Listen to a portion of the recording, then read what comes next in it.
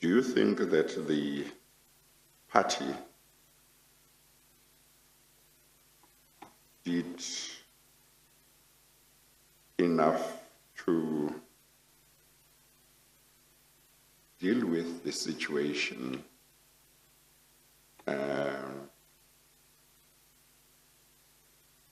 relating to the influence of the Guptas after Mr. Mbalula had raised the alarm at the NEC meeting in 2011, and of course after the landing of the Gupta aircraft at Waterkloof, and with all the media articles that were coming up with in between from 2010 onwards about statements about the Guptas and so on. Does the party think that in relation to acting on those, it acted correctly? Or lack of action? The Chairperson, there was some action, but it was not enough. Okay. It was not enough. I mean, in relation, for instance, to the Gupta family's influence, I think we were blindsided by the fact that this family were friends to the ultimate leader of our party. And that blindsided us. But there were occasions, for instance, when Mbalula mentioned it in the NEC, yes, there was no immediate action, but he was brave enough to raise it.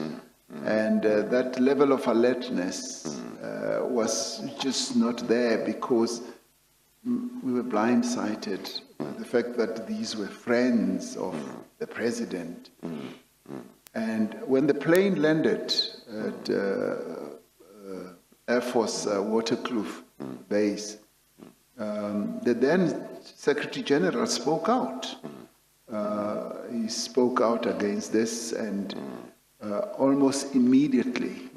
And when I had the occasion, when the Gupta brothers came to the ANC headquarters to discuss this and other matters with us, I was one who specifically raised this and said, this should never have happened, and it put our president, who is your friend, in great difficulties.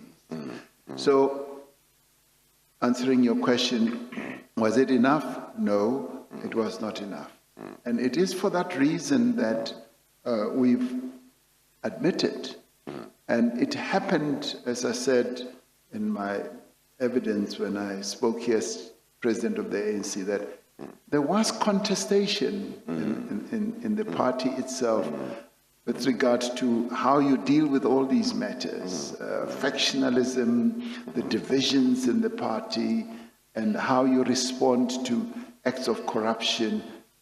There was contestation, and we've led the process of change and renewal in the party, and the party, the governing party is a living organism, and it has had its own challenges. It's not the first and it's not the last governing party that has had to go through these challenges. Many parties around the world, from time immemorial, do have these types of challenges now.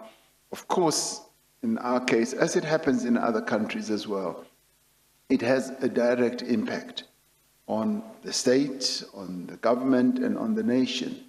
And in our case, we are putting ourselves before the nation and saying, we are renewing ourselves. We've admitted our wrong steps. As the then Secretary General of our organization, Gwede Mantashe, then said in his diagnostic report to conference, that these are the problems that we are facing, and we're facing loss of support. we need to change. And contestation around that then intensified.